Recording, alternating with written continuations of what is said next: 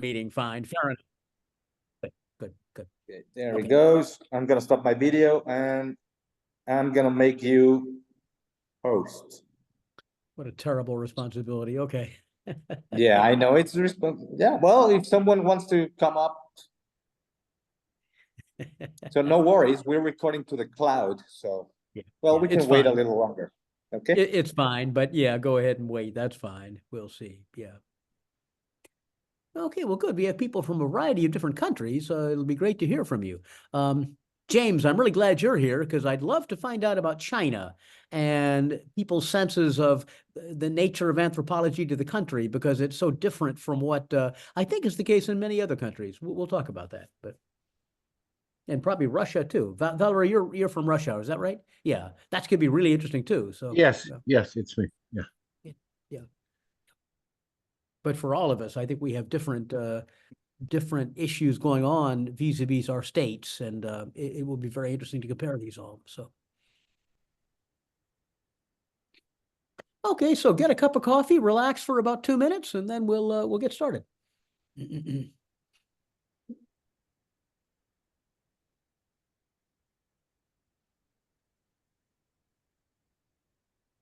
Hi, good morning. Morning. Good to see you, Sylvia. Good to see you here. Yeah. Now, okay, I've got to copy this because Sylvia just said she can't join, even though she wrote in the confirmation.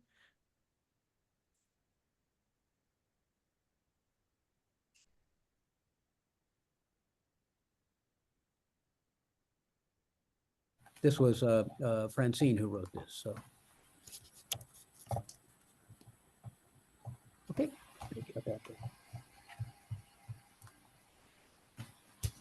Hi, Junji. Good to see you. Hi, Lord. Yeah. How are you? Fine, doing fine. Yeah. Mm. These meetings are actually interesting because I almost hope that not too many people show up, so we have more chance for all of us to talk. That's sort of a, but it's true that when we have 30 people, there's just a lot more less room for individuals to speak up. So.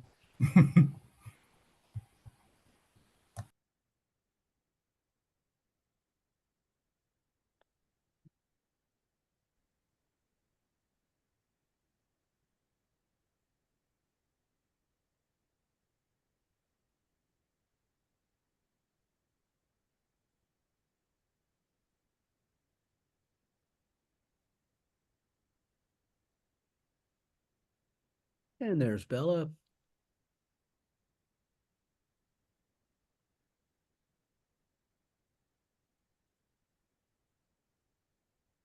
And Helen, that's good. Hi, Bella. Good to see you. Hello, hi. Hi, Christiana. Great, great, great. Oi, Bella. How are you, Christiana? Good, all good. Good to see you here.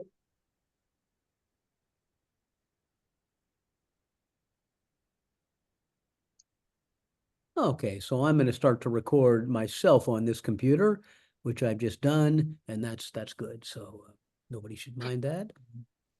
Okay, so we're going to wait about 1 more minute. I don't think we need to wait too long and just get started and see what we find because there's a lot to talk about. And Bella and I are co-hosting along with Leah, and I don't see Leah yet.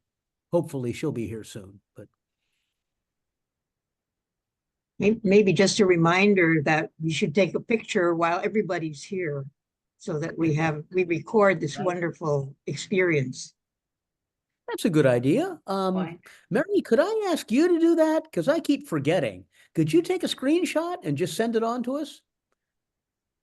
Oh, me? Oh, if you're talking to me, Mary, I'm one of the worst in that. Somebody else has to do that. Okay, well, there's Michelle. Michelle is the boss here. Okay, Michelle, yeah, I'm recording now, and you can do that too, but take a screenshot when you can of all the people here. That'd be a good thing to do.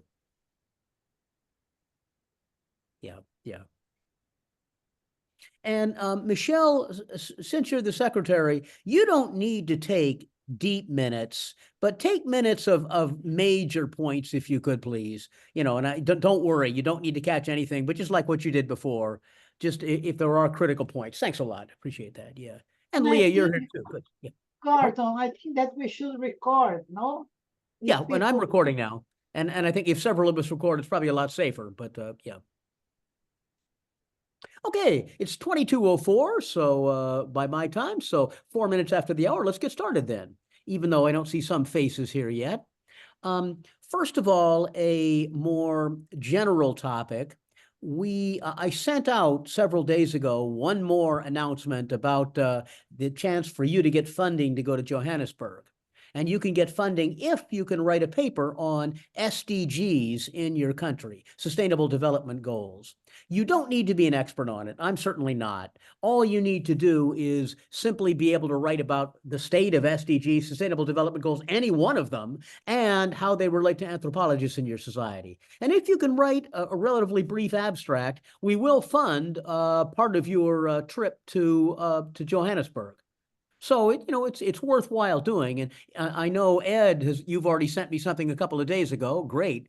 If any of you are interested, by all means do it, because it will significantly help your bank account, I think, and it would be an interesting meeting. We've got, I think, at this point, about 9 people already signed up. We want probably 12 to 15 if we can. So just remember that if you haven't.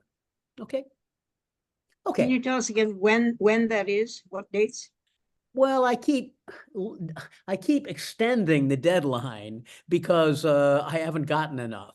So at this point, I have said July 1. Yeah. Okay, great. And Sylvia, I've heard from you too. So several of you have sent me stuff. Great. Yeah. Okay, great. Okay, today the theme of the meeting is anthropology and the state.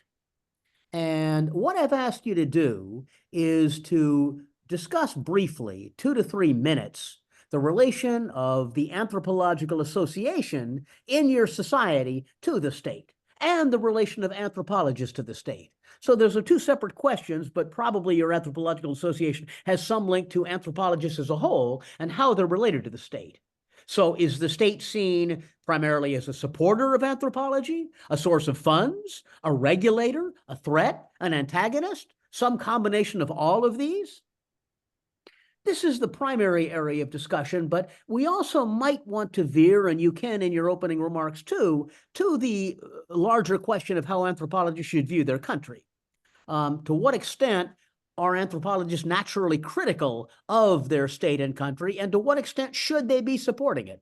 You don't have to get into that if you don't want, but that is an underlying question here that you're certainly welcome to. So let's just start in, person to person we'll go. And I'm just going to follow my screen here. Valerie, you're from Russia, I guess, is that right? Yes, it's me. Yes, I'm from And Russian you go Federation. first. You're on. 2 to 3 minutes. Talk about these questions.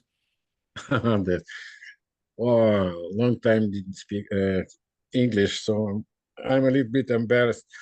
The anthropology of the Association of Anthropologists and Ethnologists of Russia is an independent association. Doesn't have any budget at all. Not from the state, not from any private corporations, but nevertheless, our major mission, we organize on biennial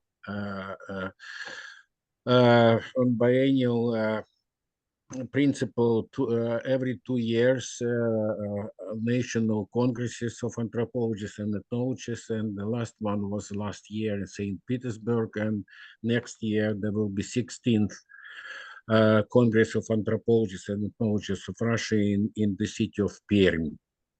About 700 participants usually among the participants of this event, and it's the major scholarly event, a part of many different conferences, scientific conferences, round tables, and other activities. Our major concentration of our of anthropologists, it's academic institutes, uh, under the umbrella of the Russian Academy of Sciences, which celebrates 300th anniversary this year. This is a budget, this is a state, the Russian Academy of Sciences has a state budget, including the scientific institutes like our institute, which I represent as a scientific director, Institute of Ethnology and Anthropology of the Russian Academy of Sciences. But formally, we are also under the umbrella of the Ministry, Federal Ministry of Science and High Education. So it's a kind of double subordination. The Presidium of the Russian Academy of Sciences is not any, doesn't execute any control over our activities, but the ministry usually formulates it's called the state задания, state assignments, a list of major topics or trends and specific projects initiated actually not from above, but from the institute itself. The budgets, the grant system is very modest and limited, especially for the social sciences and humanities. Now we had for a long time, for about 25, 30 years, the Fund for Humanities, which supported the research in social sciences and humanities, but now it's stopped its activities last year. Now we have one budget with the state budget, the Federal Fund of Research. And under this granting institute, the anthropologists apply for grant and receive financial support. But it's more or less modest. But nevertheless, there are also, we call it mega grants. Like, for example, 100 million rubles, it's more than $1 million a year. Such a mega grant, our institute participate together with the High School of Economics as a kind of consortium, and this is a mega grant under the general title concerning human Okay, potentials. now, we don't have much time, so Okay. just sum up if you could. So, Yeah, are there any antagonistic or conflicts? The major conflict for us, the mission which we are trying to achieve, is to get more or less assured number of state budgeted seats for students for universities where we still don't have enough departments or chairs of anthropology. Not more than 1 dozen of anthropological centers under the Institute of Higher Education. That is probably the major problem for us. We are still under the umbrella of historical sciences. And in spite of that, in 2008, we managed to open an independent direction of preparing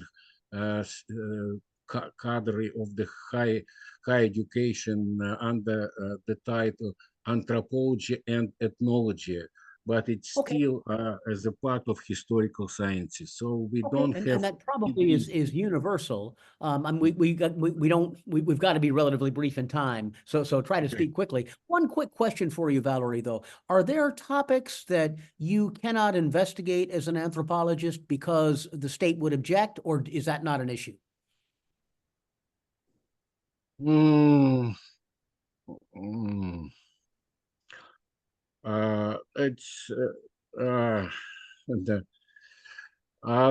This is a problem for me to answer. Maybe some migrations issues concerning the data received from the Ministry of Internal Affairs concerning the migration statistics. So this is quite a sensitive issue with the migrants. This is one problem. Probably there may be limitations on the level of regions. In some republics, we have under the administrative structure of our state uh, autonomic republics, and there may be some limits or maybe some sensitive issues which need to be regulated and to get some kind of permission from the local regional authorities to get field research. I mean, republics like, for example, Northern Caucasus, or in Siberia, or in the Volga regions, Bashkiria, Tatarstan, Yakutia, Buryatia, Kalmykia. So there may be some limitations, but not from the federal level, but on the level of regional authorities. Okay, it's good to know that covers, I think, that fairly well. Great, thank you. And we'll come back to some of these issues in a while. Now I'm going to be timing a bit. So remember, we can't go on, don't go on too much because we want to hear from everybody. Who wants to go next? I'll call on somebody unless somebody wants to raise a hand. Okay, Mary, I think you nodded your head. You go next. Oh, and then, sorry, Christiane for Mary. You go ahead, Mary. All right. I'm Mary Rosales. I represent the Anthropological Association of the Philippines, which has, of course, a local name. Relation to the state as such, I think, is fairly good with the various bureaucracies, Department of Science and Technology, National Commission for Culture and the Arts, which has a regulatory role on, say, archaeology rules.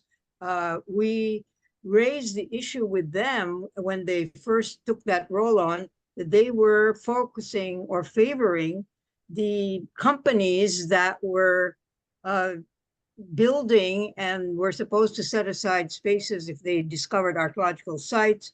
And we found that, we were afraid that that would be used by treasure hunters. So we then made a very strong pitch and are now part of their committee to regulate and enable anthropologists to do the kind of research that archaeologists do. So that's sort of one example. So generally speaking, with that level of government, we get along pretty well. We have a Philippine Social Science Council where all the professional associations are represented, including us. So many of our efforts for the society and social sciences at large go through that and through the Philippine Social Science Council. So that works very well. I guess moving into another aspect, the IPA, Indigenous Peoples' Rights Act, which the Philippines is pretty famous for, I think, in that there's a law that Indigenous people have a right to claim their ancestral domains if they can provide the information that they have been there, quote, since time immemorial. That has been already going for 30 years or so. And anthropologists have been very important helping local communities put together the data that are needed by that entity of the government to be sure that the certificates of ancestral domain claim actually are awarded. So it's been kind of iffy, but anthropologists on the ground and the association itself keeps monitoring that to be sure that it really goes for the benefit of the indigenous peoples. One of the things that we have faced in the last, I guess, 20 years is the distinction in the southern Philippines, where the Muslim groups who were always thought of as a separate Muslim, quote, problem, were used to be seen as not indigenous people, but as time went on, especially once the IPRA law was passed that IPs could get a claim, then the Muslim groups were also claimed they are also indigenous people, except they happen to be Islamic when the colonizers came versus the indigenous peoples who more or less retained their culture. So that's kind of an issue that anthropologists on the ground have been involved with, and the research sort of helps that out. I think all right, but the threats or let's say difficulties is that while the overall government bureaucracies, which are set up to support science and academics and so on, are different from the working military and police, but especially military, because when you get issues on the ground, like mining community entities taking over ancestral areas, or in one case, dams, a dam being constructed in an IP area. And often, unless groups are fighting with indigenous people themselves to establish their claim and resist the government, development programs for water and power and mining, they would really be just roughshod, run over. Fortunately, the indigenous people themselves are now very much organized into groups, so they speak for themselves. But the anthropologists' roles now have become very much in support of, to enable them to get the kinds of data they need. And some, of course, are becoming anthropologists, which is a very interesting development in itself, and where, right, and many of you probably have also faced that. So making statements when necessary to defend and to be critical of not so much the government, but of military incursions, which we do with civil society groups. It's usually the NGOs, activist groups on the ground who are very active, who are in the forefront. And we are more, as anthropologists and the association, in support of that, helping to make statements that will, of course, support their advocacies. Well stated, and that was very excellent. One thing you taught me, Mary, is to not think of the state as a single entity. Obviously, there are all of these different forces that are working to, the miners are very different from the government agencies that seem to be in support of indigenous peoples and so on. That's very true, and we got to remember that lesson. Yeah. Exactly. Great, thank you. Yeah. Okay, I think, Christiana, you're next.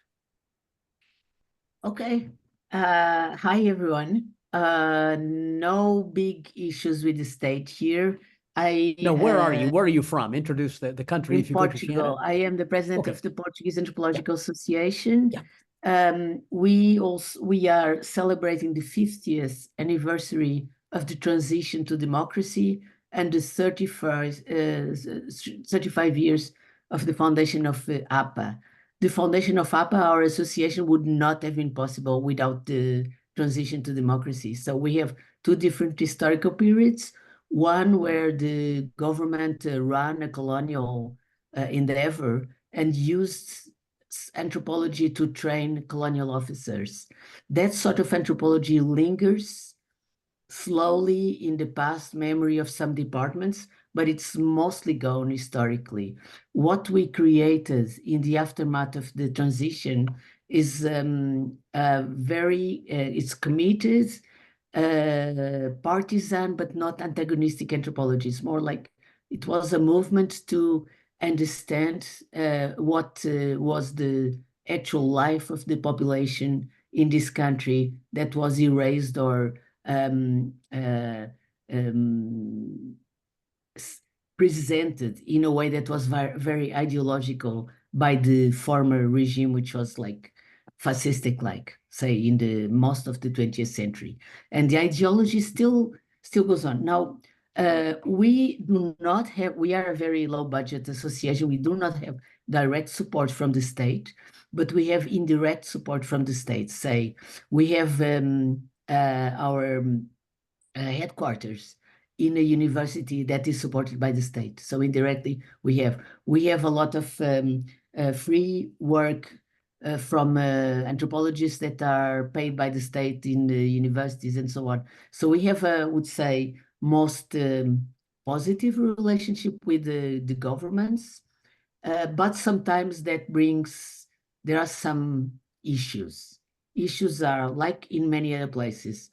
Mining, lithium mining, choices for energy, water dams that are, they do assessment of environment, but they rarely care for assessment of the impact in the population. Sometimes they do, but we have to push for that. We have to push for what's the impact of a water dam that will displace people.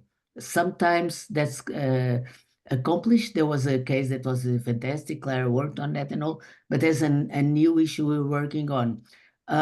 Sometimes some of our colleagues are involved with the fragile populations, nomads and stuff, and sometimes they get beaten up by the local police, and our anthropologists get in troubles with the police too because they are associated with population. That's not very different from what happens in other parts of the world.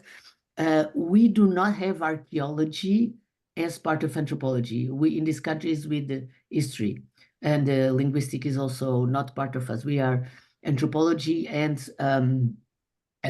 social and biological. Now there are issues related to repatriation of human remains, some stuff in the museum, some giving back of the reparation stuff related to museums and to colonial history.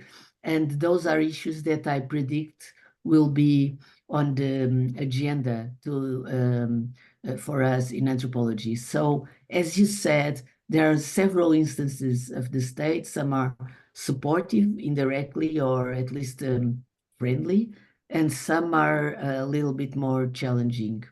And we are also with a very interesting relationship at this moment with a minor, not minor, but not the mainstream within the Spanish state, which is Galicia. Galicia is a part of contemporary Spain, but has some cultural, linguistic independence, and is having a special connection with us anthropology in Portugal.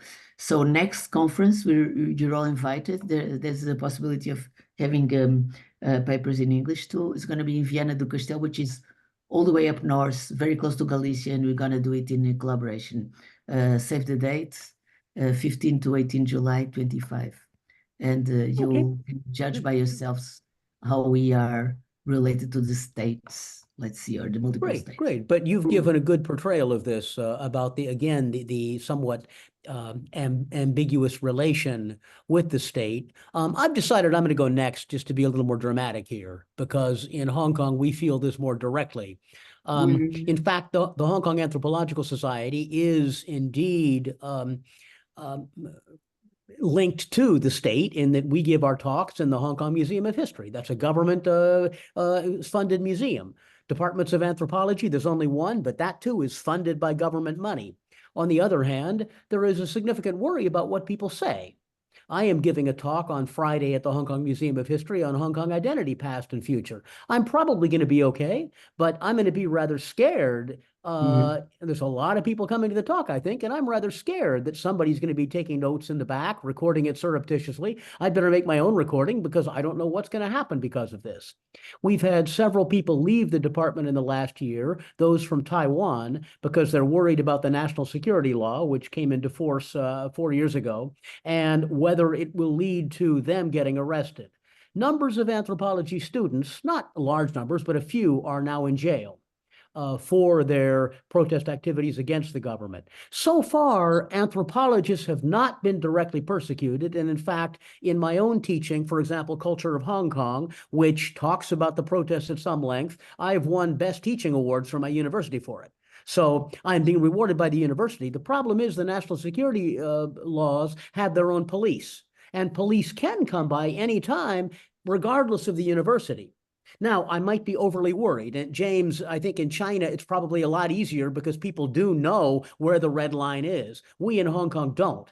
Now, this may not happen, but I myself realize that we'd really better not have a WOW Congress in Hong Kong because things could blow up. We don't know where the limitation is going to be. So the state is a bit of an enemy, unfortunately. Now, hopefully, this is only my own perception. I continue to live in Hong Kong. I hope that intellectually Hong Kong will continue to be a relatively free place as it's been. And, you know, the newspapers are trumpeting the fact that 5 of Hong Kong's universities are now in the top 100 in the world. Great. how long will that last? If there is a restriction on intellectual freedom, it hasn't happened yet. Will it? We will see. Certainly mass media has been restricted, but intellectual freedom remains more or less free, but we'll see where it comes. Okay. Okay, who's next? Hassan? Please, you hear me? Yes. Yes. You hear me? Because I have a problem. I don't hear very well. I can answer the question. Yes, we can hear you. And you are Yes. from where, Hassan? From Tunisia. I am Tunisia, that's right. Yep, yep. the president of the Tunisian Association of Anthropology. So in Tunisia, until now, there are no problems between anthropologists and the state. In other words, there are no positive or negative reactions towards anthropology from the state or the society. This is very likely related to the fact that the number of anthropologists in Tunisia is very small. In fact, cultural and social anthropology has become a separate field in independent departments only 6 years ago, and in only 2 higher education institutions. Moreover, orthodox biological anthropology has not been till now introduced in any university curriculum. Research in this field has been carried on for 44 years. Particularly, a research group at the Faculty of Pharmacy of Monastir initiated original and high-level studies in genetic anthropology since 1980 and founded the Tunisian Association of Anthropology in 2000 and the International Journal of Modern Anthropology in 2008. This association has not received any significant funding and financial or logistic support for the state, particularly during the last 2 years.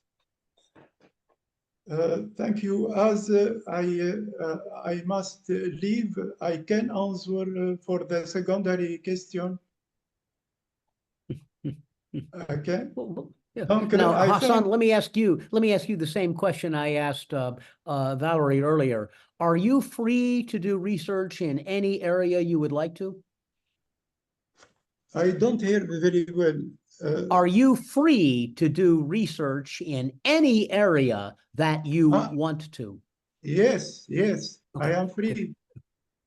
Donc, for the secondary question, I think that anthropologists need to avoid ethnocentrism by appreciating the diversity of human experiences and recognizing that every element of culture must be understood within the broader context of that culture. At the same time, anthropologists have a responsibility in boosting and stimulating anthropological studies in their country and in disseminating anthropological knowledge for the society. Thank you. I must leave because I have a problem. Good statement, Hassan. Thank you. Appreciate that. Thank you. And Tim, you have to leave too before very long, so you speak up.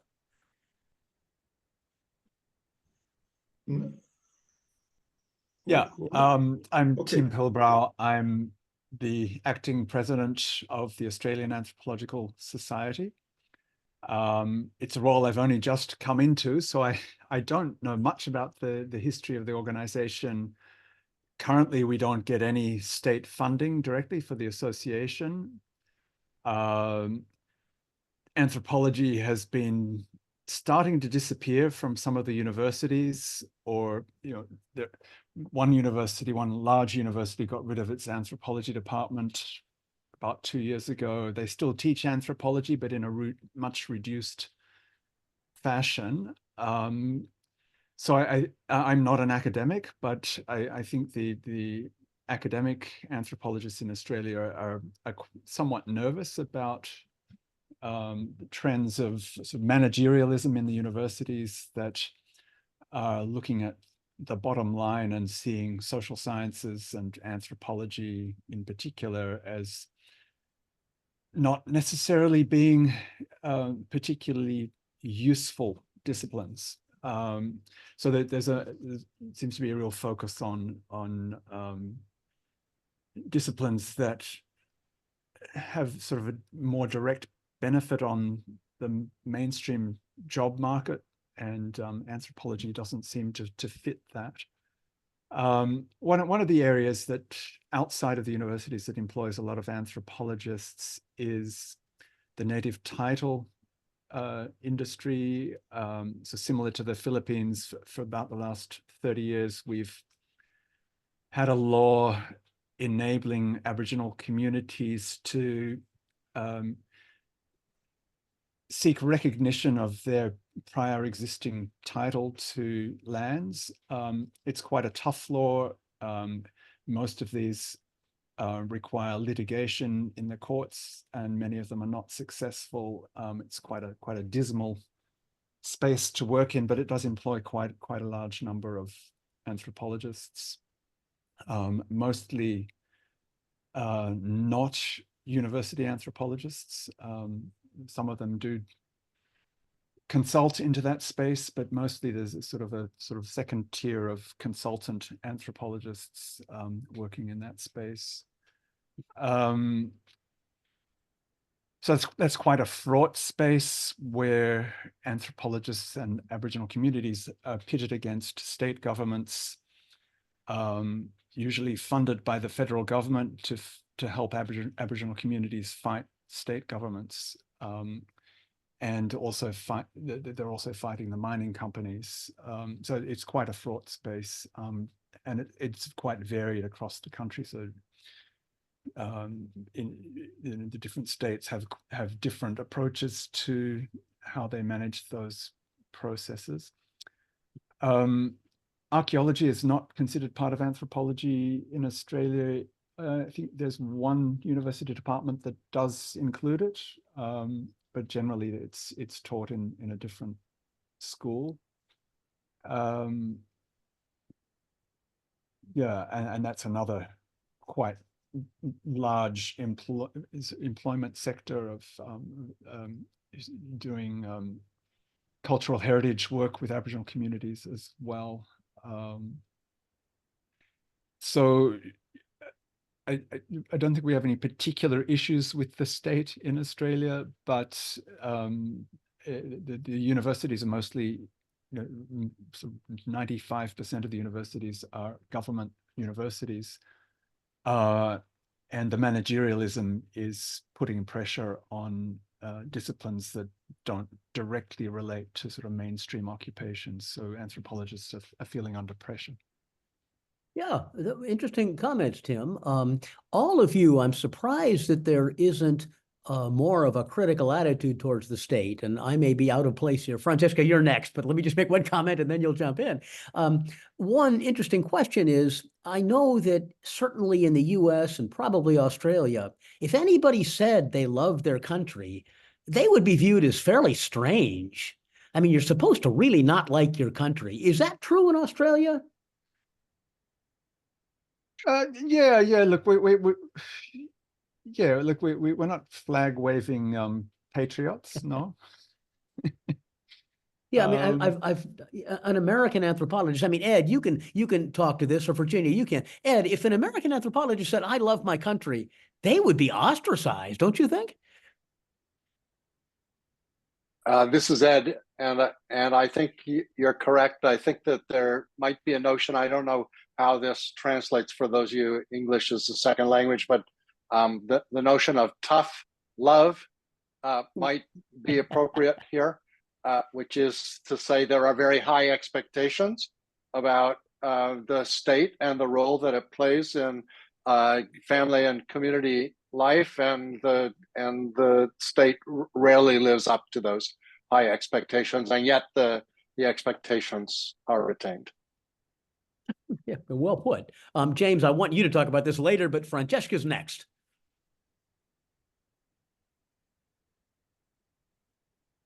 Francesca? Francesca, turn on your mic. Francesca. She's Okay, not there. she's not there. She asked to be on and she's not there. Okay. But I think she's there? Go ahead. I think that she's frozen. She may be frozen in her computer. Okay. Well, yeah. Bella, I hear your voice. Why don't you go next then? Okay. Sylvia has her hand up too. Okay, Sylvia's got her hand up too, but okay, we'll get Sylvia first. We got Okay. several Latin Americanists here. Go ahead, Sylvia. Hi, here's Sylvia from Argentina, talking on behalf of the, not association, but it's called Colegio de Graduados. And on a very grim note about the situation here, first of all, we're right now in a 48-hour strike, university professors supported by unions against a series of laws this government is issuing. I'm going to be really brief, so you're going to like this, Gordon. I'm not going to spend my time. But in general terms, until December of last year, the relation of anthropologists to the state, I would say, was with ups and downs very good. Funding was received for research, not the associations, because the Colegio de Graduados and the associations are self-funded, you could say. But a lot of anthropologists working in ministries and government institutions, and funding for research and support for public universities. Since December, there's a dramatic change. Leah Ferrero's here, and she will probably agree with this. Because we have a new government that believes, and I'm going to quote literally, that the president wants to destroy the state. Literally, I'm not making this up. He wants to destroy the state, which he considers evil. And of course, this is affecting dramatically us and our colleagues and university professors and health and all the other areas of life in the country. So this has meant downsizing dramatically of funding for public institutions like universities.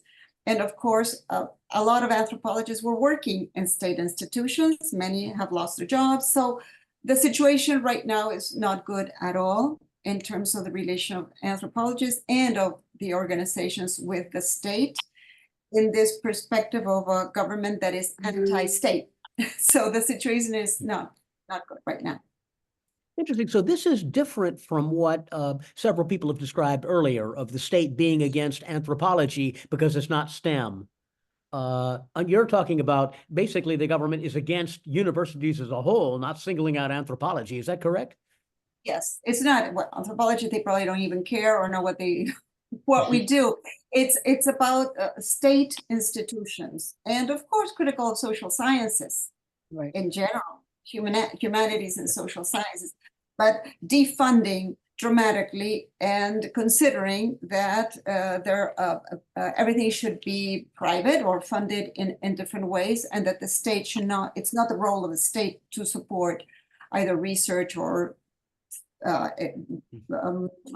monitoring or any other collaboration that professors or anthropologists could be doing. So it's a bad situation like right now. Well. Yeah, Leah, we'll hear more from you later on that. But Francesca, I think we have you back, and then Virginia. We still can't hear you, Francesca. Can't hear you. Okay. No? Can you talk now? Yeah. No, can't hear you. No, can't hear you. Can't hear you. Can you hear me? Hi, Yeah, Virginia. hear me now? Hi, Virginia. Okay, yes, Yes. speak up, please. Yeah. Yes. We have some funding, that's fine, but we still, for the time being, we still have constitutional rights. Still, we hope to keep having them, of course, and freedom of speech. Certainly, the audit culture is impacting very much on the academics and all. It creates a lot of bureaucratic work to be done, indicators that sometimes it's not clear what they actually evaluate. And so that's one of the problems. In general, for the time being, there is not a special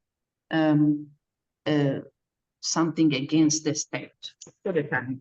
That's what I wanted to say. Italy is well known for having a extremely conservative government at this point. Did you Has hear? that had It was any okay? effect on anthropology? Yeah. Okay, we may have lost her. So much for that question. Okay, thanks, Francesca. We'll just have to stop with that. Virginia. Yeah, I just wanted to say a few things. I think I completely agree with Ed, but I also know that there are a number of people in this call who have lived in the US or even got degrees from US universities, and you may have different views, but here is what I guess I would say. I think most anthropologists in the US, not only, this is apropos of your comment, Gordon, not only actually, let's say, are not happy with the state. I think actually most anthropologists in the US don't even talk about the state. There are some anthropologists who do, but I think for the most part, there are folks who have been born or have family elsewhere. That may be a topic of discussion, but I think that is true. The other thing is most anthropologists in the US hate Trump, absolutely hate Trump. This, yes, Mary, it's worth laughing, but I actually think, you know, they hate Trump, and I don't know how many are Democrats and how many are independents, but they certainly do not want Trump. But here's the other interesting thing. The majority of anthropologists in the US probably don't think that they work for the state, because they tend to be very opposed to a lot of policies and things. But I think the majority of US anthropologists who work in colleges and universities do so not in private institutions, but in public institutions. Like me, I'm at the University of Illinois, Urbana-Champaign. Does this mean I support our governor? No. Does this mean whatever? But it is a state institution. It is a public institution, and it gets funding, maybe not as much as it would like, but it gets funding from not so much the federal government, although that is through grants, but from I don't know, the state. We use state and not province, like Mexico and Australia. But I think it's quite interesting that a great deal of what we do, and it's true of practicing applied anthropologists as well, is, I don't know, agencies of the federal government or agencies of the state governments. So a whole lot of anthropologists, even though they're very critical of all sorts of things in the US, are actually funded. They have salaries from state institutions. And so we're kind of a mixed bag. Yeah, Wouldn't and you that's agree, exactly Gordon? right. That's Yeah. exactly right, Virginia. And I feel the same, even more extremely about Hong Kong, because I am paid for by the government. And, you know, clearly, yes, that's exactly the case. There is this contradiction. Michelle has this comment: one of the historical weaknesses of anthropology, we don't really know how to effectively study the state. Michelle, you got to talk about that in a second. But in this context, I want to turn to James. And James, I'm going to start off with a question to you. Chinese anthropologists are really interesting because some anthropologists I've talked to really say, and I don't know if they believe it, some ethnologists, I want to serve the state. But most are rather cynical, and they follow the rules of the state, and they're funded by the state, but they don't really believe in it. Could you maybe explain the situation in China? Because most other people don't understand what it's like to be an anthropologist in China, in a CCP-dominated society. All right. Okay. I think I'm the delegate from Chinese Anthropological Society, CAS. So in China, there are just a few major associations. They are, you may say, regulated by the government. They are attached to certain government offices. Like Chinese Anthropological Society, it is attached to Xiamen University. Okay, so it's kind of run by the government, kind of, I don't say, anyway, this is one thing, the relationship between association and government. Now, talking about that, you have to know a little bit about history of anthropology in China. Anthropology was introduced into China from the West in the 1920s, last century, 1920s, with other social sciences like Marxism. Okay, at that time, China was in terrible state. A few warlords controlled the China, civil war, all sorts of hardships. Life at that time in China was horrible. So the anthropology and other social sciences were introduced into China to help to get rid of that kind of hardships. So you can say applied, everybody, I don't know, I think you may know Fei Xiaotong as a Malinowski student. Fei Xiaotong wrote his dissertation, his thesis about peasant in China, which reveal what kind of hard life Chinese peasants had in those days. So anthropology or anthropologists, a lot of anthropologists at that time in the 1930s, 40s was try to help to what is called to make China better, to improve the life of common Chinese people, or to make China stronger. You know, 20, 30 years later, the Japanese, the war against Japan. Anyway, so life was quite horrible at that time. Since that, Chinese anthropology kind of, I think, kind of inherit this kind of tradition to help to make the country better, to improve. One of the basic, like me, a lot of Chinese anthropologists to make life better, to improve the life. Because we do had the hard times, like myself, I was born in the 60s, and I know what kind of life was like in the 70s. So, you know, we just later when we grew up, I was educated, trained in USA, but then I will return to China. One of my goals is to help China better, to improve people's life. So this is kind of a lot of kind of you may say a lot of ambitions for a lot of anthropologists. So to make China better, you cannot do that work without government. So in the 50s and 60s, I mean, last century, 50s and 60s, anthropology was eliminated from Chinese universities because it was considered as a bourgeois disciplines. Like, anyway, then in the late 1980s, anthropology was revived after China started its political reform. Then think about 1990s or 1920s, 1990s and 2000, 10th of the century. China developed too fast. Huge economic development, anyway, it created a lot of social problems, like AIDS problems, like poverty problems. It's a lot of social problems. So anthropologists revived at that time. So one of the goals of anthropology was to study the problems, social problems in China. The kind of tradition continued from the early 30s, 20s, from Fei Xiaotong. Anyway, so you can imagine with this goal,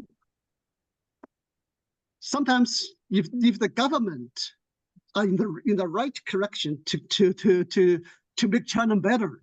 So you can a lot of anthropologists certainly support Chinese government programs. So you- Okay, and that's a good point. And you know, clearly China, a lot of anthropologists elsewhere, particularly in the US and many other places, are somewhat cynical, but it sounds like anthropologists in China are more earnestly, like you, willing to help make the Yeah. state better, the country better. But I have one question, James. In Better. China, there's a lot of things you can't Mhm. teach about or do research on. Gender is off the Yeah. table now. Yeah, Civil there are, society you is know, off the table. since Well, yeah. your projects funded by the government, okay, you talk about we all if you work for public universities, your salary you that come from the government. So Yeah. certainly you can do any projects any you like, but you cannot do those like overthrow the government, all those kind of stuff. You cannot teach like that. So there are certain, we know, as you mentioned about before, we know where is red lines. There are certain things you can do, certain things you cannot do. Like I talk about poverty, poverty reduction in China, kind of successful. A lot of anthropologists work for that. Now talk about rural revitalization. You know, the countryside in China, you know, a lot of people move to cities, a lot of problem. So rural revitalization, a lot of anthropologists work for that. So we know, as you mentioned about, we know what we can do, we know what we cannot do. We continue the tradition to, as long as the government are in the right directions to make the people's life better. So anthropologists certainly support those projects. Especially we do apply for fundings from the government to conduct all sorts of projects, especially in like cultural heritage projects to protect ethnic cultures. Those are just examples. And nowadays, archaeology kind of supported, got kind of a huge amount of money from the government to protect those historical sites. Anyway, so you can just say, this is what my point is at this time. So as long as government is in the right directions, it's kind of supported by the anthropological associations and Good anthropologists. point, James. It's interesting how, for me in Hong Kong, I look at the Chinese government with rather more, the Hong Kong government with China behind it with much more trepidation, but maybe I can learn from you. Fair enough. Okay. Now, so we'll keep talking. Know what you can do, you cannot do. This is, I think even anthropology in USA know what they can do, cannot do. Like, like a regular or common people. You're right in the sense that there are red lines, I think, in every society of some sort. One cannot make, I mean, going back to what Virginia was saying, if I go up in front of my class and say, I love Donald Trump, I might get in trouble. So, you know, there are red lines, not simply in China, although they're more overt in China, I think. Yeah. Now, you have to leave in just a second, Virginia, but then Michelle, too, needs to speak up about his comment of how anthropologists haven't studied this. Michelle, Virginia, before you go, do you have anything to add? We can't hear you. No voice. No voice. No, I do now. Okay. I, you know, it's interesting when Michelle said we don't know how to study the state. That's probably true, but there is a particular U.S. version of this that perhaps others don't know or may not have the same view. I think in this particular context, Ed and I are the only ones who are currently based in the U.S. And Ed is the immediate past executive director of the American Anthropological Association, and I am a past president of the American Anthropological Association. Most anthropologists here actually feel that the government, that the US government in general, not just Trump, that the US government doesn't really care much about anthropology, that anthropology is a small discipline, and yet, you know, in most places, most universities, there is something. It may not be a department of anthropology or a program in anthropology. It might be sociology and anthropology. It might be geography and anthropology. But most anthropologists in the U.S. feel that you know, we're always vulnerable as anthropologists.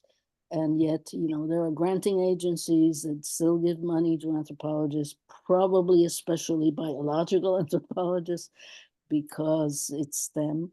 But that's all I wanted to say. There are funding agencies. I don't know if we can actually study anything. I think most anthropologists in this country think they can study anything, but I'm not so sure that that's the case. And I don't know who the arbitrators are. Sometimes it's who gets chosen to review a grant proposal or something like that. That's all I wanted to say. Good points, Virginia. Sure, and that makes a lot of sense.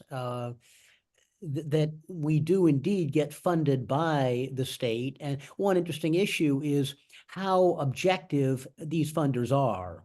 One worry I have in Hong Kong is that we get funded by the state and we've always believed it's totally objective, and that appears to be no longer the case. Now, what James would say is, yes, I mean, since the state's paying for it, you do what the state wants. That's another attitude towards it. Anyway, let's move on. Michelle, I want you to talk about your comment here. First, we have a couple of comments here. Muggsy said that the government shouldn't be seen necessarily as the state. That's true. And we are lumping them together here just for ease of conversation. And Francesca said there are various ways to study institutions, not the state itself. That's quite true. Very true. But anyway, Michelle, what do you mean that anthropologists haven't known how to study the state? Well, in certain ways, if you look at our origins, we did the participant observation in the village while kind of ignoring the larger colonial state. Then we had the whole, everything is a social construct, almost putting forward the idea that we could wish away, the state and prisons and everything they represent. And even to this day, we still like to study transnationalisms. We still like to study the things, everything except necessarily the state, kind of ignoring it as they're the background. And do we really have access to where a lot of these decisions are made, where you don't have access necessarily through participant observation, where you have the leading politicians will meet within their state, where leading bureaucrats will meet within their states. We don't necessarily we're not very good at, unlike the sociologists who like crunching their numbers, are we really good at looking at entire institutions and how they work and how, in the sense that they do things. Rather, we like to study more the dribs and the drabs that can be much more easily studied, whether it is the discourses, the narratives of presidents or premiers or prime ministers or others. So we kind of we either ignore the state or we just kind of study the byproducts. Gordon, can I ask something directly before I leave? Yeah, and then Thomas needs to. Sure, go ahead. Yes, yeah. I know he needs to go too. Michelle, are you talking about Canada or about anthropology? Oh, anthropology anywhere in the world. Anywhere in the world. Yeah. So have we really Michelle, have the tools to study the state at large in all its institutions, the governance, and the larger picture? Yeah, it's so all-encompassing that we can hardly grasp onto it, I think is what you're saying. Now, there's several people who have not jumped in yet. Marisa, we need to have you talk. I'd really like to comment on this point, Gordon. Okay, Thomas, you're next, but I just want to get these people we haven't talked. Bella, you haven't spoken yet. Francine, you haven't. So we're leaving room for all you guys, but Thomas, jump in. Okay, just on that point, actually, I tend to disagree. First of all, I should introduce myself. I'm a former chair of WCAA and also former president of the Australian Association, and I've worked in Australia most of my life, doing research in Indonesia.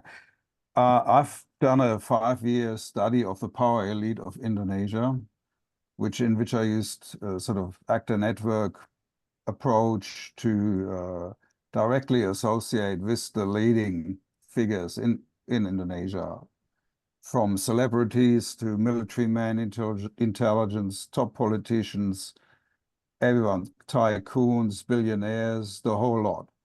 And I directly explored that scene, which is all interlinked, using anthropological methods to great effect.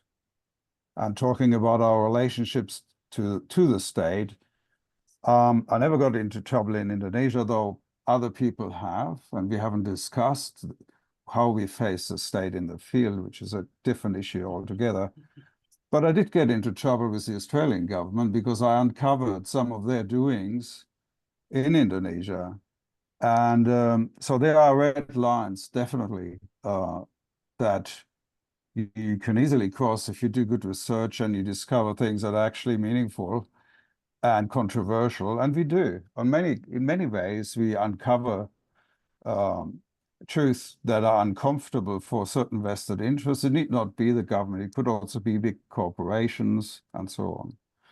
So yes, we can study the state, and when we do, or when we do any good research, it's likely to be upsetting to some people. The truth is not always popular. Yeah. Of course, that leads to a whole other issue of much of our research no one pays any attention to. It's only when it gets noticed that then we might cross a red line, but that's a whole other interesting matter of the irrelevance of much anthropology, for better or worse. Now, let me see. Other people from their countries, though. Marisa, and then Bella and Leah. Marisa, you speak first, if you could, please. Okay, baby. There.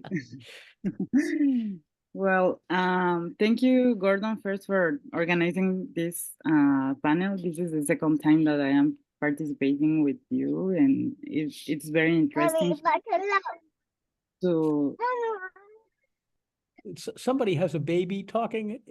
Okay, Is that from maybe Gabby? Gabby wants to talk first. Go ahead. No, for because me, I can think that's wait. a child speaking up there. So go ahead, Marisa. It's yours now because Gabby turned off her mic. Okay, okay. So I was saying that I'm the representative for SEAS, and I am a member of the directive committee at the Colegio de Etnólogos y Antropólogos Sociales de México, from Mexico, and I am here in the place of Liz Perez, that is the president of SEAS, and I'm a feminist anthropologist, so my approach is very partial and selected, and I prepare some notes, more like historical, for telling you some of those selected moments that I consider that are important in the relationship between the Mexican anthropology and the state. I think that this relationship has radically changed in the last decade, but the origin of the relationship between both can be located at the moment when Christopher Columbus arrived to the Caribbean in the name of Spain, particularly the Castilian state. This means that the process of Christianity, the imposition of the Catholic Church on the people who inhabited the so-called New World, and colonialism is also related. But I think that that could be very long to explain. But at the beginning of the 20th century, Mexican anthropology developed a crucial role in the consolidation of national identity and the indigenist policies. I don't know if this is the word, indigenista, indigenist policies, and indigenismo was at the center of the policies applied by the Latin American national states on the indigenous communities. And I would like to mention very quickly that at that moment, indigenismo was the axis of the teaching of anthropology in several respective schools in Latin America, including the National School of Anthropology and History, ENA, here in Mexico, and because they were discussing the idea of national identity and the assimilation of indigenous communities. And I don't know if I have 1 minute more for telling other moments that are very important for me to mention. Go ahead. Because there were also other intellectuals such as Manuel Gamio and his work that emphasized the importance of the assimilation of indigenous communities into the national state institutions and narratives. And there could be a long discussion about the role of Instituto Nacional Indigenista here in Mexico. So I think that in that period, the relationship was very collaborative in an easy way to say it, but between anthropologists and the state. But we also had the left intellectuals such as Rodolfo Stavenhagen, Pablo González Casanova, who problematized those issues in the 60s and after, for example, Mercedes Olivera, or including Jung Nash and other feminist Marxists. They became to criticize the way in which the state applied the indigenist or the indigenistas policies. And I think that this is very interesting to see also those difference between Mexican anthropologists and American anthropologists that were working at that time in Mexico, and how we can see some collaborating with the state, and how some of them were against, but also how Mexican and American anthropologists working here in Mexico, they also collaborate between them. And I think that this shows the complexity between the relationships between anthropologists. And in the 60s, Los Magníficos, that was a very interesting group organized by Ángel Palerm, Guillermo Bonfil Batalla, Margarita Nolasco, Enrique Valencia, Arturo Warman, Mercedes Olivera. Some of them were linked to the Communist Party, and they created a new moment with critical anthropology and applied anthropology. And that was a new age for the relationship between the state and anthropology. And at that time, in 1974, El Colegio de Etnólogos y Antropólogos Sociales de México was created in the middle of all those discussions. And I would like to have one more minute for saying that 1994. Okay, quickly. Yeah, very quickly. 1994 was a very important moment in this history, because with the uprising of the Zapatista movement in Chiapas, where I am from, and where I am right now, and the war by the Mexican army was an important moment for rethinking the relationship between not only anthropology and the state, but also anthropology and the indigenous communities and civil societies. And after 1994, anthropologists started working closer with indigenous communities and documented their demands, such as land rights, political representation, and cultural recognition. And the Ley Zapatista de las Mujeres was important for many things, for supporting the autodetermination of indigenous communities and women, and for demanding the support of indigenous autonomy and the women autonomy. And I think we gotta move it because it's been a long time. That's very interesting, Marisa. Yeah. And then one I'm sorry interesting point. That's fine. That's fine. Don't worry about it. Okay. I'm trying to think of the difference between Latin American anthropologists like you, in which case there's often a degree of criticism of the government and a support of indigenous rights, and somebody like James, who is much more focused on working with the government to make ethnic minorities better. There's a different approach to it, and I can't quite figure it out now. Very interesting to think of. Now, I'm going to be calling on people if I see your face. So some people, I don't see their face anymore. Junji, it's past midnight in Japan. I hope you can talk at some point. But who else wants to talk? Francine, I see your face, and so too you, Bella. Bella, you go first, and then Francine.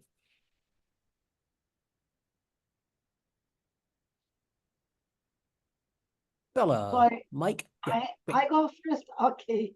Well, I think this discussion is very interesting because I have very much in common, I understand very much Silvia Hirsch, but also I think that Brazilian anthropology has very much in common with the Philippines, with various statements. But in any case, I just want to say that when we talk about anthropology and the state, we anthropologists, we study in public universities most of all, particularly in the graduate level.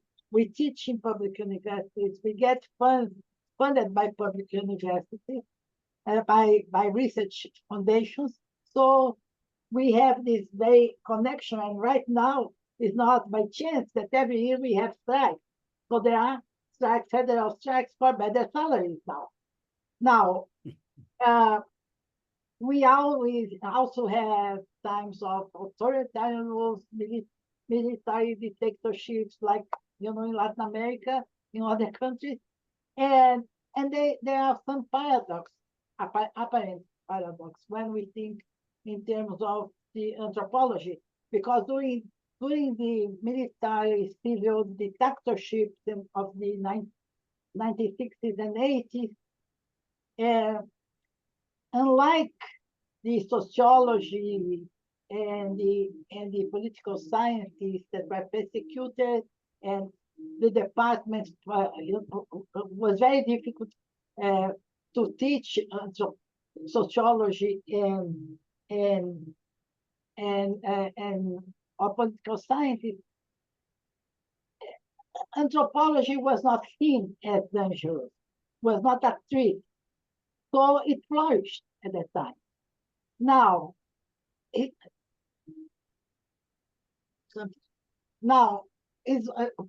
very, and in terms, and even so, there were anthropologists persecuted and arrested by the state, by the military.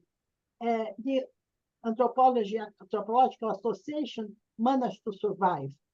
They couldn't have meetings. Things changed after democratization also, in terms of, most of anthropology is anthropology at home. So during the Constitution of 1988, anthropologists and the Association of Brazilian Anthropologists played a very strong role in the chapter about indigenous demarcation of indigenous land. So, and then since then, there are some partnerships with some bodies of the government about these issues, the ministries. So we have partnerships, particularly in terms of technical reports of land issues, demarcation, and referring names of anthropologists like this. So since the impeachment of the President Rousseff, the only woman president that we had, and with even before Bolsonaro, then there were particularly the Brazilian Association of Anthropology was criminalized, exactly because we are dealing now with the politicization of indigenous issues, Black issues, so and also because we are very much active in terms of defending, together with indigenous people, indigenous rights. Interesting, Bella. One point that I want to make about what you're saying is I realize there's a big difference between the many of you whose anthropology studies indigenous peoples in your society and anthropologists like those in the US and Japan who study generally outside their own society. There clearly would be a difference. And one reason I know Muggsy and others were asking why Americans don't love their country. A lot of it is they do field work outside. Their allegiance is to someplace else than their own society. Whereas you guys, I mean, for the Philippines and for you, Bella, and for you, Marisa, in Mexico, a lot of it is studying groups within your own society, which gives you a particular notion in it. And James, you too. So, yeah, yes, some of us, not necessarily. But although Brazilian anthropology is very internationalized, most of the work is still anthropology at home. And this makes a difference also. it makes a difference. But what I want to say is that in this process, particularly, like, and I understand very much Sylvia Fish when she says that, you know, the government is against the president is against the state. This was the same thing with Bolsonaro. Even before that, the issue of, and also cultural values, and so everything that makes anthropology or the ABA sort of dangerous. And also because we are very active, and also what's happening in Brazil is the same that is happening in the Philippines, because now we have the people that were like the subjects of our studies are anthropologists. We have very good indigenous anthropology, very good Black anthropology, and this is changing not only anthropology, but it's changing the association. And right now, we are in the middle of this. So I don't know, I could talk much more, but this is like, but again, the Brazilian Anthropology, the Anthropological Association is very much like we have now 22 committees. It's crazy. So I'm afraid that it's going to get like the AAA that's turning these committees are turning into associations, and the ABA is going to be an umbrella for all these associations. I hope that it does not. But I think great, that Bella, and that makes the association very active, also with notes in advance, and together with the people that we study. One point that you made about Brazil certainly relates to America and other democratic societies, that you elect a given leader and everything falls apart. Argentina is the best example of this that we heard, you know, where you elect a new leader and he decides to destroy universities. Certainly, Bolsonaro was a profound threat that you don't face quite as much now. So, yeah. Well, but still, we still, yes. For instance, in the state of São Paulo, we have someone, a Bolsonarista running, and we are now are having problems with funding and things like that. Exactly. Yeah. Okay. Now, I'm going to say if you're not showing your face, I'm not going to call on you to talk because people may just want to listen. But if you do want to talk, please show your face so I can call on you. Most of you whose faces I see. May I say something? Leah wants to say something, and then Francine, both of you. Now, we've had one voice from Argentina already, but Leah, of course, jump in. But may I say something before? Okay, go ahead. Okay, I think that would be important later to like add this writing things about the AAA, that I would like very much to know more about the relationship of the AA with the state and whatever you wrote here. Thanks. Okay. Hi, hello to everyone. Thank you, Gordon. Well, Sylvia already talked as a delegate from the Argentina Association. I was the delegate for the ALA Association until 3 months ago, but now Verónica López Tesoro is the new president of the ALA Association. So there she is. So I will give the floor to her. I think it's better for everyone to hear from Verónica than from me.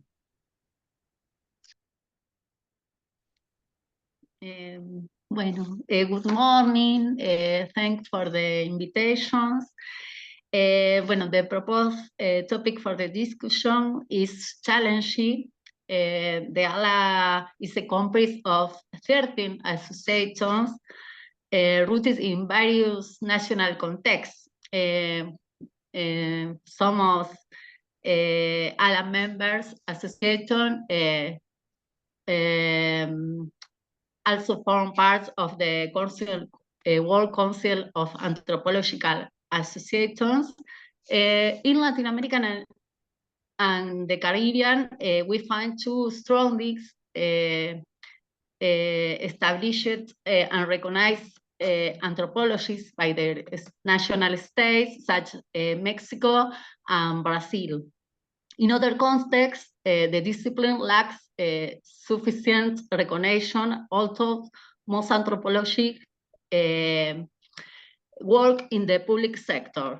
The main areas of work are management of public policies related to cultural, health, gender, indigenous populations, among others, educations in national universities, and finally in the scientific system.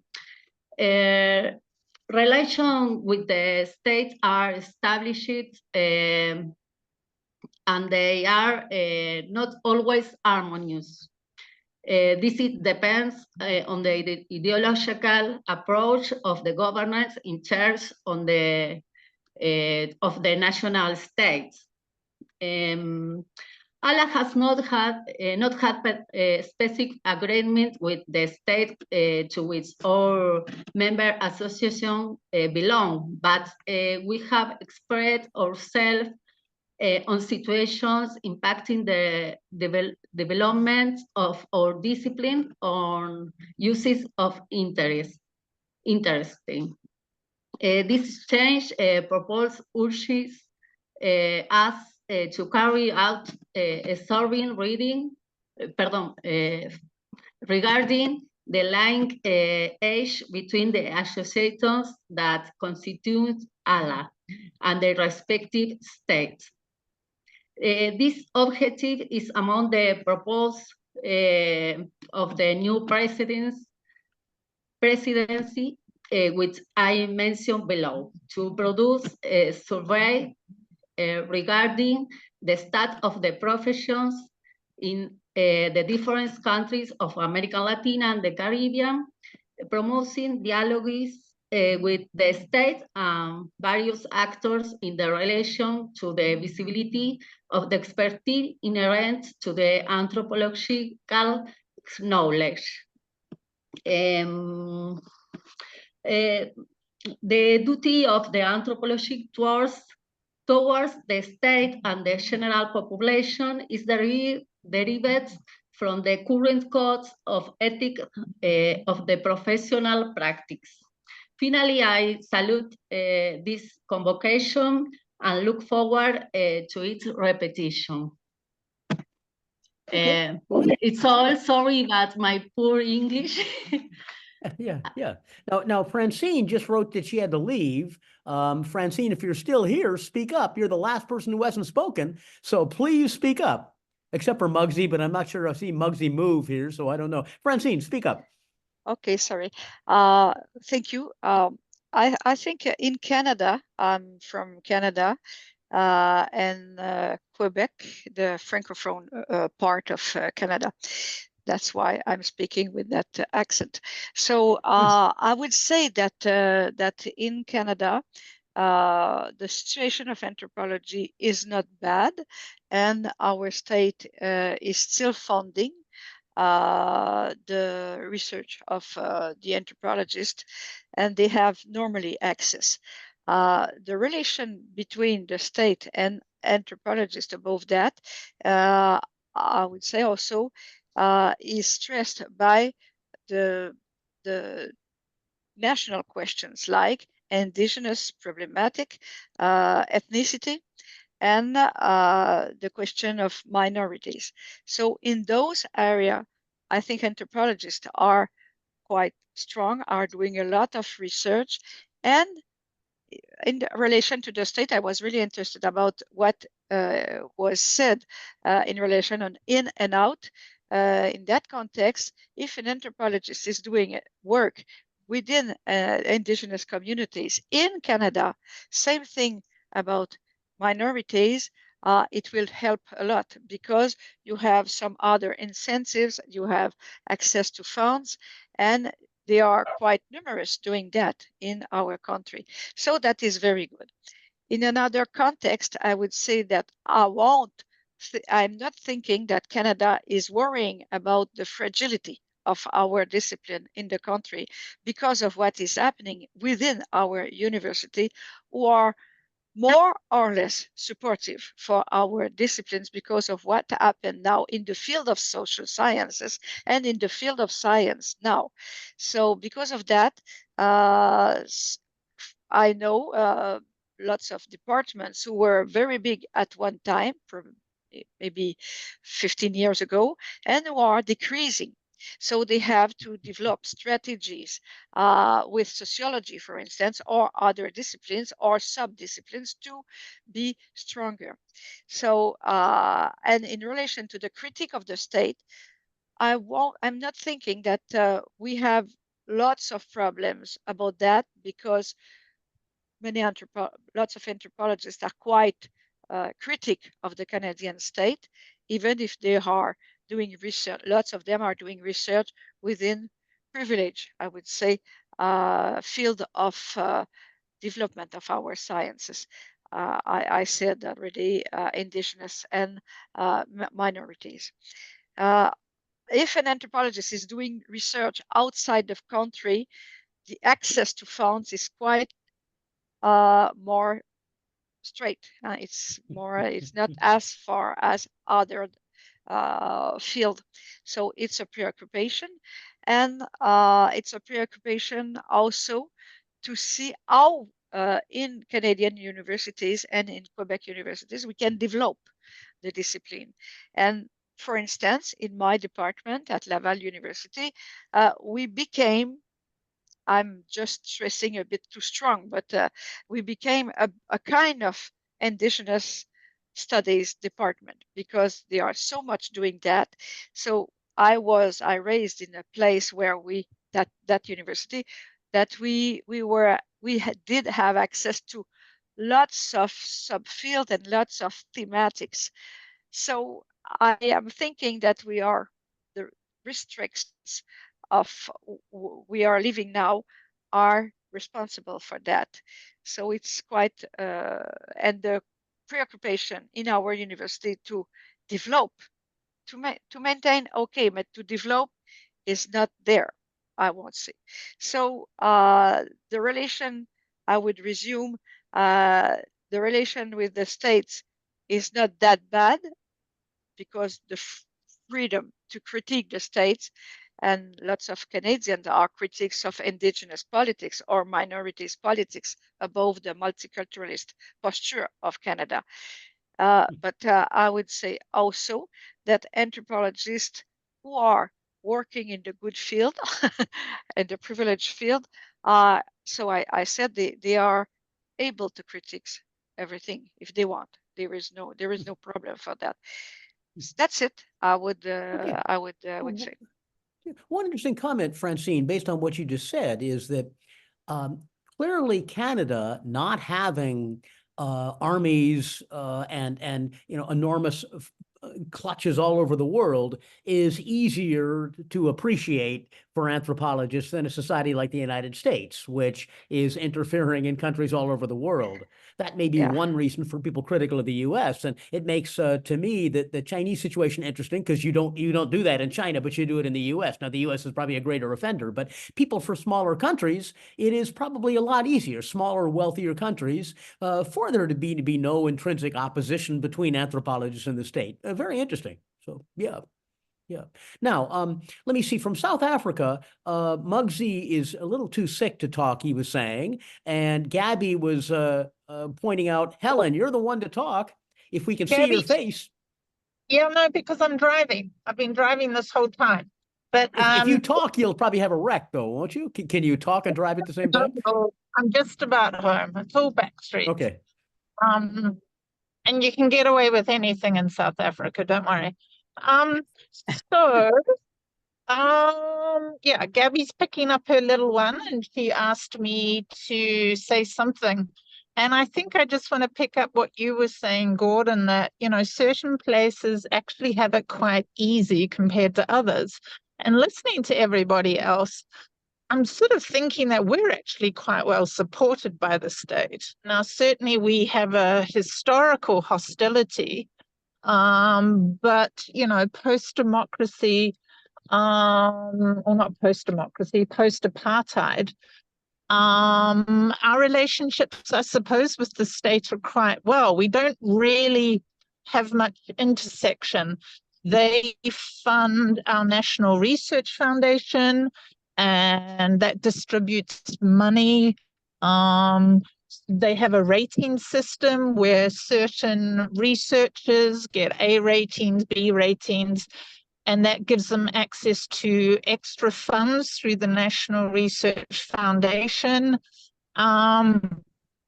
I think our only real impact from the state is that they are funding the universities less and less. So that has an impact on us in terms of our teaching resources. The other thing that I learned from one of our previous delegates meetings was that South Africa is quite unique in that the government gives us money for publications. So when we publish, we actually get subsidized. So there's no research topics that are out of bounds. We don't, like Michelle was saying, we don't really research the state per se, but certainly the byproducts of the state, so state policies, things like that. So I think that's all I can really say at this point. Listening to everyone else, I realize we've actually got it pretty good. I think we've just lost Helen in the last phrase, but yeah, it's a pretty good discussion people are pointing out, and it's amazing to hear these differences. And I personally am quite surprised by how I think it's fair to say that in most societies there is not a very critical view of the state. And I was extrapolating from the US where there is much more. That's interesting. But let me see. Carmen has her hand raised, and then Mary, you want to say something. So both of you are next. Carmen, go ahead. Yeah, it's a very interesting discussion. I lost because I was in a ABBA's meeting, but it was very interesting, everything that, well, I asked to talk just to make a slight correction, Gordon. And now I had to have two slight corrections. The first one was when you said that in Brazil, maybe when we elect somebody like Bolsonaro, everything changed in the university. No, and in these institutions, well, it was not the case for anthropology or other colleagues of other disciplines. On the contrary, anthropology was one of the main forces that overthrew Bolsonaro after that. We continue to be very strong, even during Bolsonaro's term. And it's not a coincidence that Bolsonaro and also the conservative Congress, as Bella said, target anthropology as one of the main targets in the academia. Bolsonaro talk literally against anthropology. Anthropology doesn't serve to anything. But we have other institutions like the Supreme Court that listen to the expertise of the anthropologists, not only about indigenous people, but also about the constructions of dams and the violence in the periphery, many subjects. Well, that was the first slide, correct. The second one is what you just said. What you just said to Helen. Well, I guess I forgot. Do you remember? No. No, and if you can't correct it, then we'll let it be. No doubt you're right, Carmen, and that's important. And that does, Yeah. it is interesting then that anthropologists in Brazil had a degree of power to do this. Now, Yeah, there is a well, whole other I larger wouldn't call question here. power, but I Okay, would yeah. call Influence pressure to a and degree. Yeah, impact, yeah. social Yeah, yeah. impact. And There is a whole also larger for the question, national and that's, foundations. but there is a question of anthropological values that's, I mean, I was talking with Thomas Erickson the other day about, can an anthropologist support Donald Trump? would you really call a person an anthropologist? Can a good anthropologist support Bolsonaro? Now, it's a difficult question. I don't want to get into this long debate now, but it's fascinating whether anthropological values do connote a certain political orientation or not. That's a huge question. Okay, we can't argue about this because Junji has his hand up, and it's now almost 1 a.m. It's 1 a.m. in Japan. I want to let Junji talk before he falls asleep. Junji, go ahead. No problem with the time, and that's fine with me. Well, the discussion was very interesting to me because once again I understood variation of situations, anthropologies, countries, and so on. And I'm thinking of the Japanese case, of course. And this time I thought that perhaps I'm going to represent UAS, but because I could not have any colleague from Japan, so I should talk something about the Japanese situation.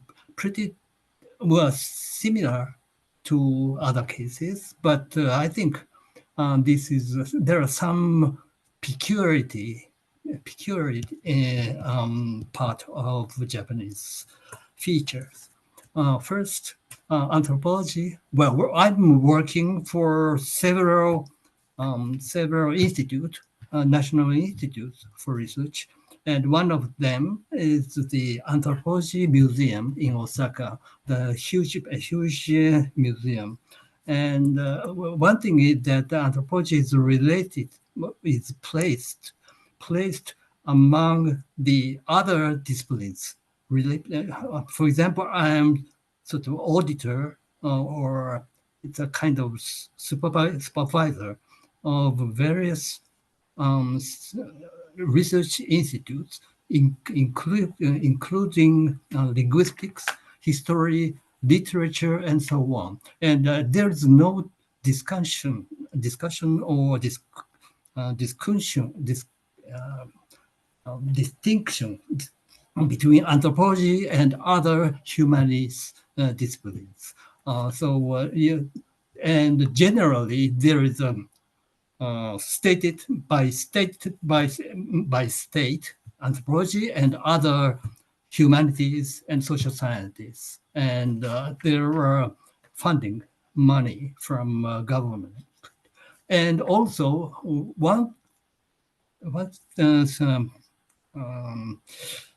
something interesting is that anthropology is supported by business sector of Japan, and that's pretty special, I think. And another thing is that universities are, of course, suffering from budget cut and so on.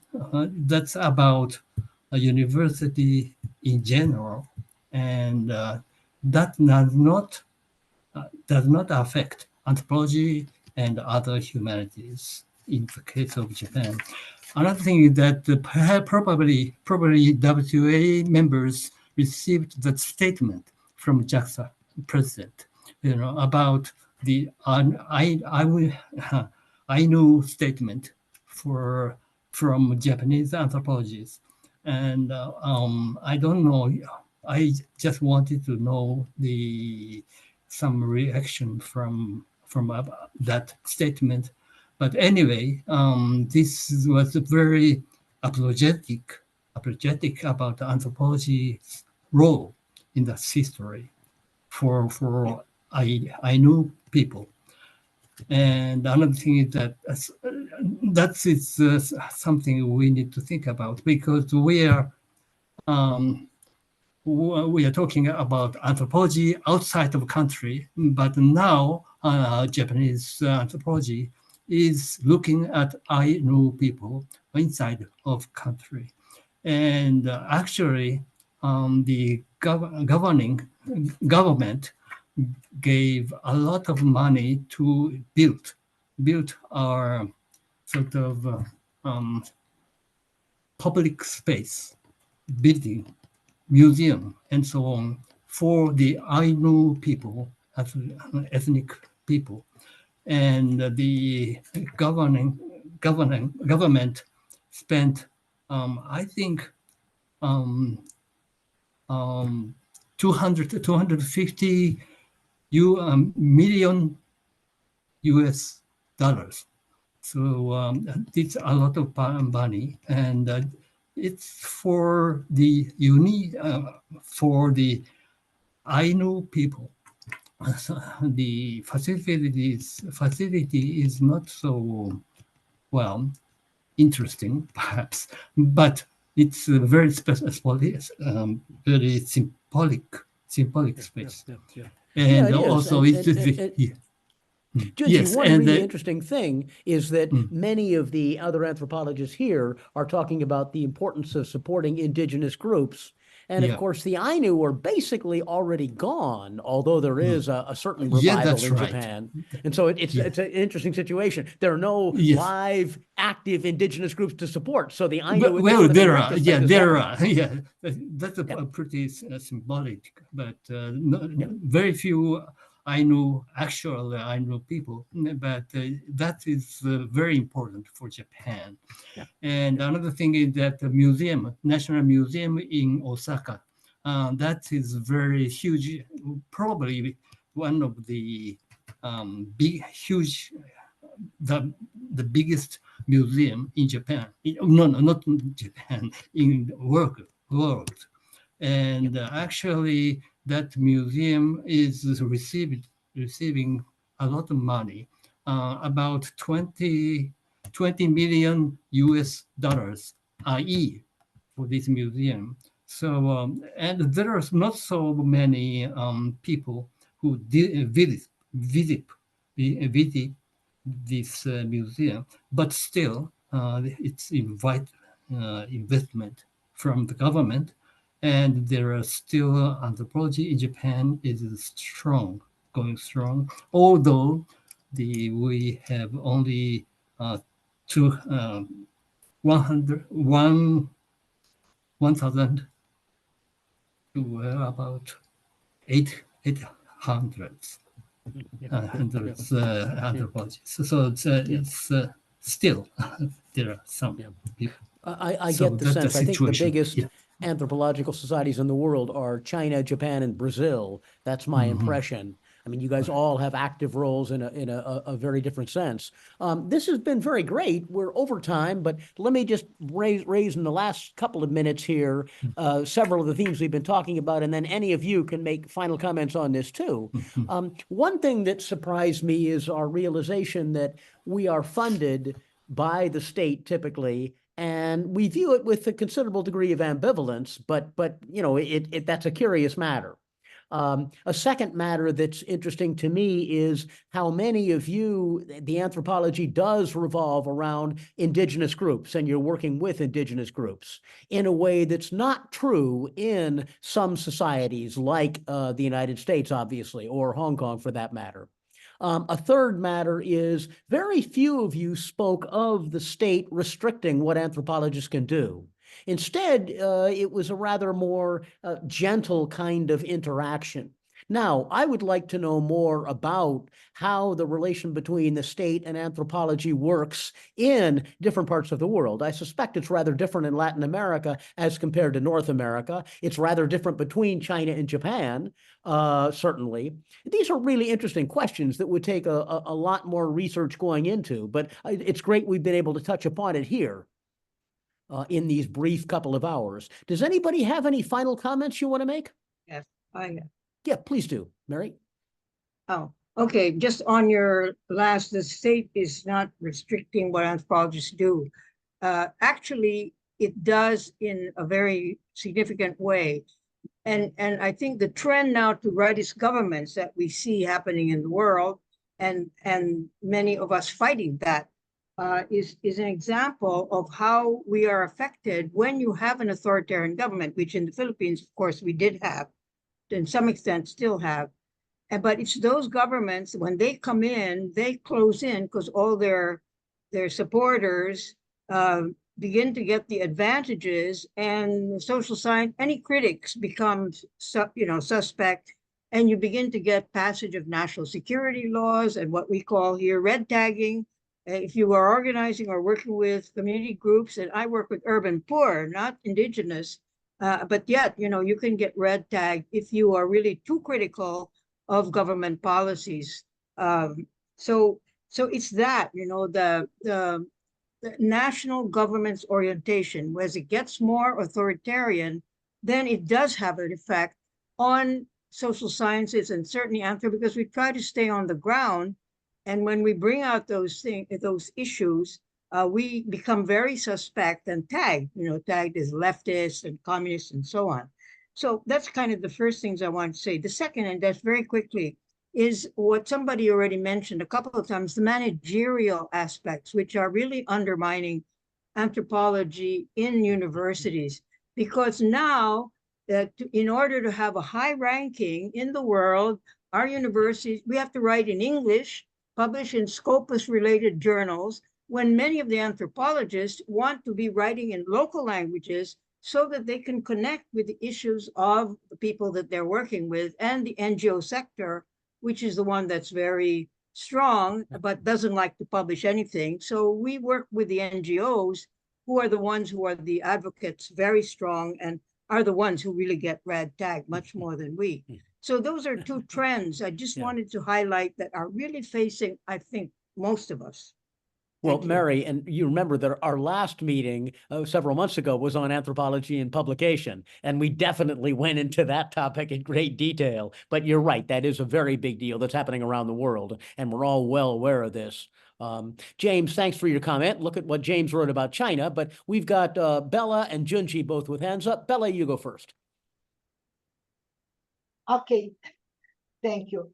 Now, I want to say also, yes, the same point that Mary did. It depends when, when you have authoritarian regimes, it's more difficult to do anything, even like to do, at the time of the dictatorship, military civil dictatorship, was very difficult to get to, sometimes to go to do research with indigenous populations. So you have to have a permit. It was very complicated. The other thing that we didn't discuss here, and it's important, and has to do with audit culture, is how we as anthropologists can work in the formulation of public policy. For instance, in Brazil, everything is state, but we have, I think in other countries too, we have institutions, for instance, that evaluate, do audit culture every time more, evaluating our programs, different programs, and also institutions that sponsor fellowships, research, and things like that. And we anthropologists are involved, like with other fields, and I have experience, for instance, with this, with evaluation, and how, when we have some possibility here to have impact. And again, is when, for instance, I was a representative of anthropology and archaeology at one of these, I don't know how it's like a foundation for evaluating research and also but the programs. And it's very much audit culture, but in a time at Lula's presidency, the second Lula's president, and it was a time of that was possible to expand anthropology. And I was able, and before me, Miriam Grossi, that is now vice president of IUS, also she had the same role before. And here we could do lots of things in terms of the expansion of the field. Now, it's very interesting because we were called representatives. And we are where we were mediators between the institution and the programs of anthropology. And we had even forums of chairs of anthropological programs. But then there was the change to be called representatives to coordinator. And with this, people started to work more for the institution than to be allowed to make the mediation. And also with the culture, in the last times, particularly since Temer and Bolsonaro, I think got to be much difficult in terms of bringing change. It's more, I think, a work of resistance.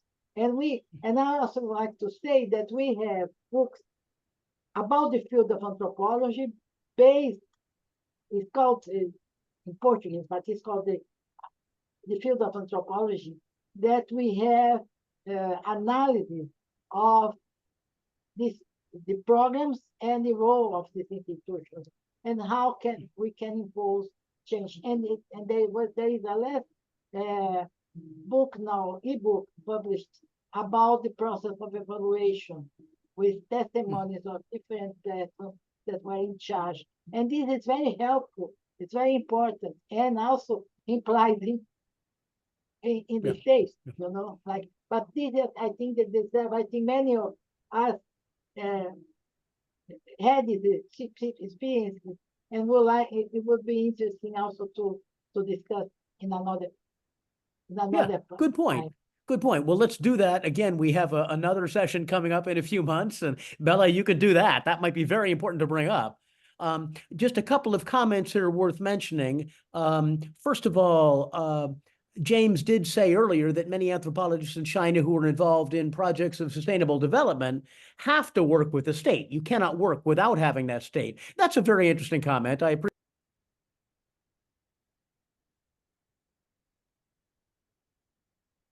Oh, you're muted. You're muted. Muted myself because a recording that I'm working on. Do you hear that background or not? Okay, you don't, now. so I'm fine. I'll just talk over it then. That's fine. I don't know why this keeps coming on. The second comment here is Valerie saying that in the case of Russia, the privilege to be critical towards the state is usurpated by outsiders. So for domestic experts, there's no chance but to take a kind of defensive position. Exactly. That's embarrassing, obviously, and sad, but quite true. I appreciate you saying that, Valerie, on this. Now, Junji, you've got the last word. Can you say that last word for us?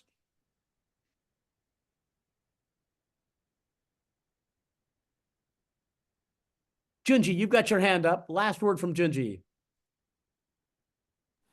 No. Sorry, I forgot.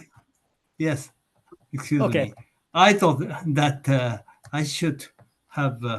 I was not.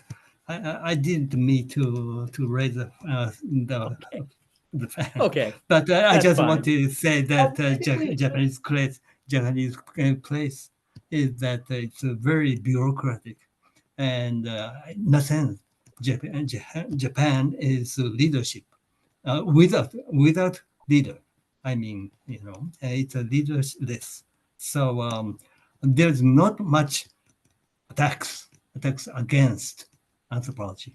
That's the situation. And there are a smaller amount of money, budget for anthropology and humanities in general. Still, it's pretty sort of okay. And one important legal change for policymakers is that now Japan tended to direct it to technology and science, but now there's a legal change, and now humanities and social sciences are included in that legal change, and which means that social sciences and humanities are more important more important politically. So some other. Well, Yes. that's very good, Junji, that that's happening. And I think what we've heard from a number of different countries is that it's the state in a lot of places is saying anthropology isn't particularly important. Let's go with STEM disciplines. So it's good that in Japan that may not be happening. A whole other topic for a group like this will be simply the fate of anthropology in our societies. To what extent is it diminishing? I mean, Ed, you know that in AAA, it's a bit of a crisis now in the US, whereas some of your societies, it seems to be doing far better. Yeah. Okay. So I guess we'll stop here then. Great to talk. This has been really fruitful, and I appreciate hearing all of your views. We'll put this together and make sure you have access to this as well as to the transcript in the future. We will see this coming in. Okay. Bye-bye, everyone. Good night. Thank you very Thank much. you. Thanks to everyone.